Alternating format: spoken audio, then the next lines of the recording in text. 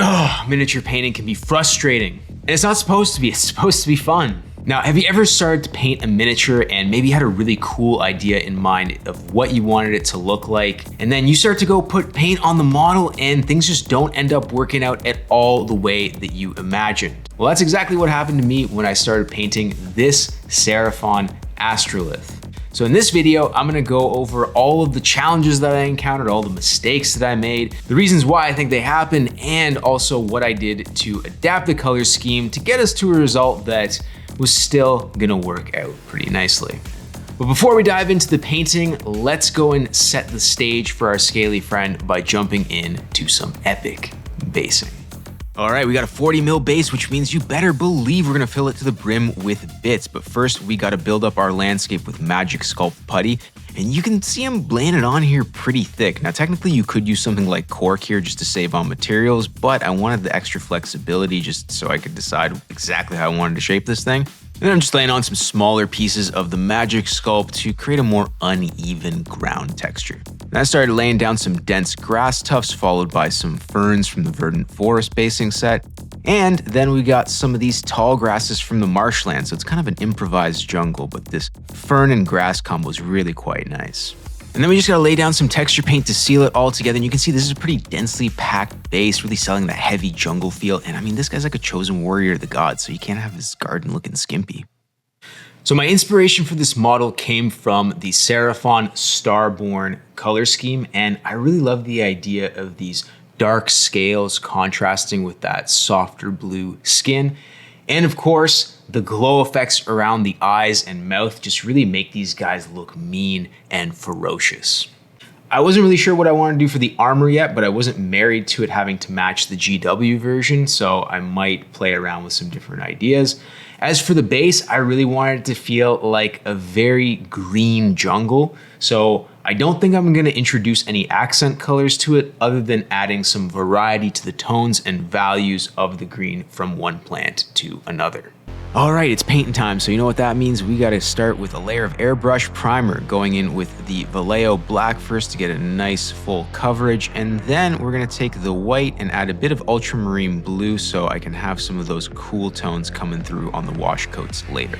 And I'm gonna be starting with the base, so I have an array of greens lined up here along with raw umber for my earthy tones. And I'm just gonna create a couple different mixtures, just playing around with some of these tones on the greenery, and I'm not gonna worry too much about differentiating them significantly now. I'll come to that later. And for now, I'm just gonna move on to base coating the skin on the Saurus. Not really trying to pick out the scales and the skin separately right now, just getting a quick idea of the color, and then filling in some raw umber for the ground on the base. And for the last major area on this model, I had to paint that large stone banner. And I was looking at the Starborn color scheme and I noticed there was some purples in it, and I figured that it's not too far removed from the skin, so I figured I would give it a shot on the stone, starting with a lighter purple up top and then kind of fading it towards a black, just using this wet blending method and not worrying too much about it being super clean. All right, so pretty much as soon as I painted that banner purple, I realized I made a mistake, and it's because the contrast is too strong. So I had mentioned that I want to keep a bunch of these greens that I have going on in the base. I want to feel like a very green jungle type base, and that's landing us right around here on our color wheel, which is kind of in that blue-green range. I also still, again, want to keep the blue of the Starborn skin, right, which lands us right around there. And then finally, we have the purple, which is gonna land us right around here. Now, it's not to say that these colors can't work together nicely in a color scheme. They totally could. My problem with it currently is that the two most dissimilar things are the base here and the banner itself, which means this is the contrast that I'm gonna be focusing on, and it's just gonna draw the viewer's eye way too much up into this banner and kind of almost glazing past the model itself. So what I really want to do is get you to focus into this area. So what I'm probably going to do is just go and re-airbrush this and bring the colors more in line with the base so that these two elements feel more similar, and I can bring in more contrast with the model itself so that we can get you to look right there.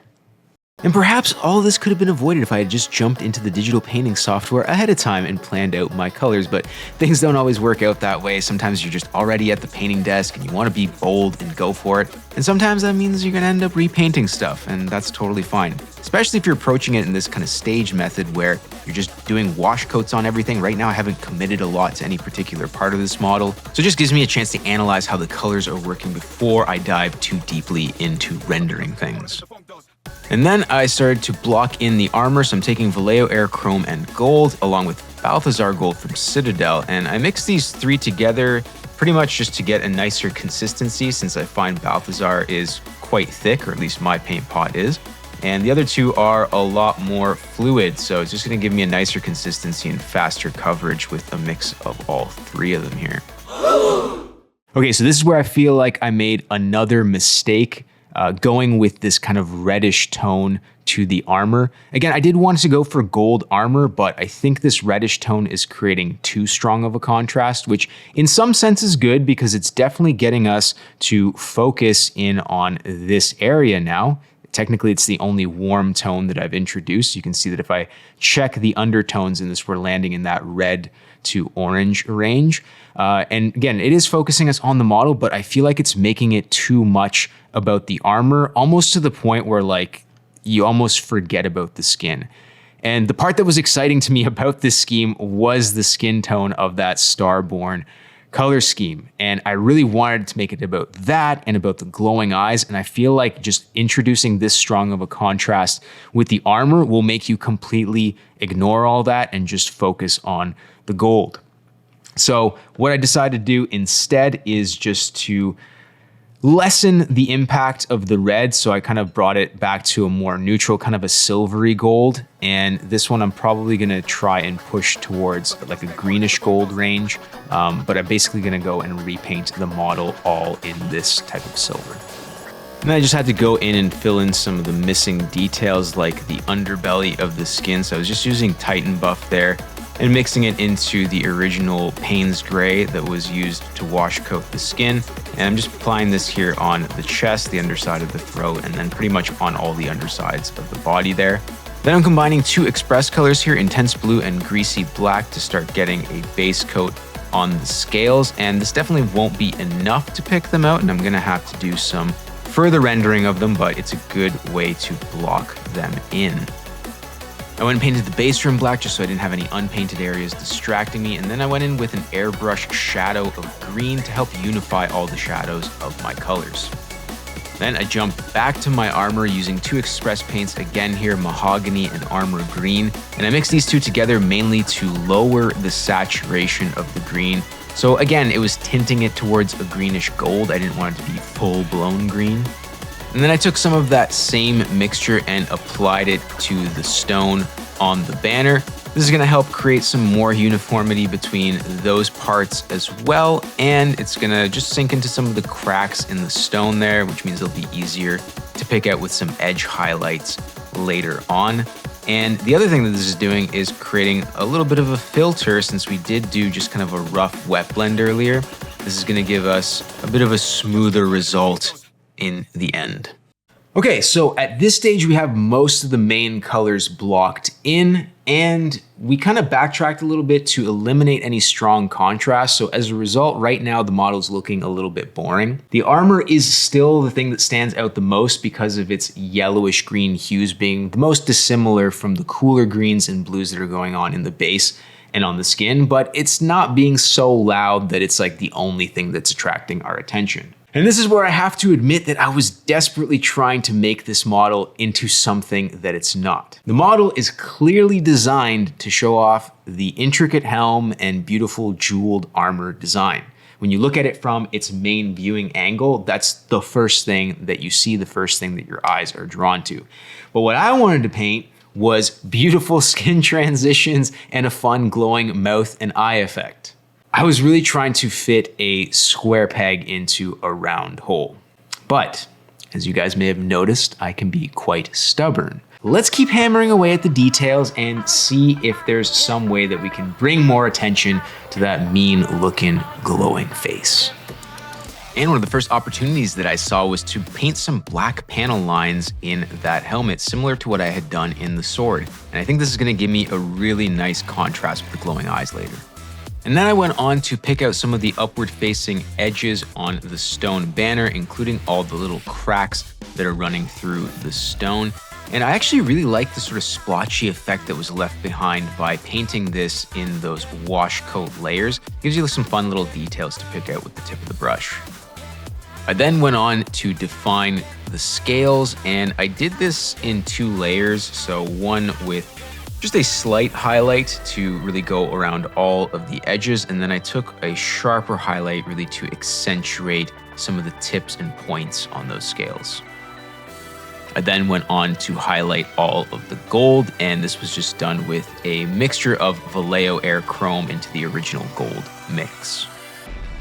Then I went on to defining the gems, and remember my goal here was to bring the attention around that head area, specifically around the glowing eye and mouth effect. So I went with a very vibrant red here because this is gonna stand out a lot on this model. Right now it's the only warm red color that's going on, so it's going to draw a lot of attention. And so what I wanted to do with it is create kind of like a frame around the face so that you would be attracted by the red color and then immediately be forced to look at the mean looking glowing face. And for the other gems, I decided to go with a purple color just so it plays more of a secondary role to the red. It's different enough from the rest of the colors that are going on. It's still gonna feel gem-like, but it's not gonna pull quite as much attention as the red does. And it was about time to start adding some glow effects. So I took glazes of a teal color and worked it in around the white part of the sword, as well as around the edges of the glowing white eyes. I also did the same thing, but to a lesser degree on the banner, just because I didn't want it to glow quite as strongly. And the last thing I had left to define in a major way was the base. So I'm taking grass green and snow blue for the highlights and just working that to pick out the edges of some of those leaves, the inner veins, and any upward facing surfaces. And the main thing to focus on here is just to create a little bit of variation between the colors. So in some of them, I'm working in a bit more blue, like on these wolfen ferns. I'm also shifting the value slightly, making those guys brighter, while these ferns in the back, I'm gonna leave as a darker base color. I like to dab a little bit of the green onto the ground as well, just to help the whole thing feel a bit more mossy. For some final touch-ups, I went and glazed in ultramarine blue onto the skin to bring a little bit more saturation into it, as well as pushing some of the highlights on prominent features like the arm. And as a final step, I went and airbrushed some phthalo blue just to soften the glow effect on the banner. So after a lot of fighting against this model as opposed to what I thought would be a fun and exciting color scheme, I think I finally arrived at a result that I'm more or less satisfied with. Again, I definitely don't love it, and I think I'm gonna try and experiment with some different color schemes on the next batch of Seraphon that I do. And I might even go back and try to repaint the armor on this guy. I am thinking that the light purple that is on some of the G-dub metallics for the Starborn scheme could have actually worked on this armor. Again, initially we had the purple on the banner, which I thought would be too distracting, but if we had taken those purples and brought it onto the model, I think that could have worked. I just wasn't seeing it at the time.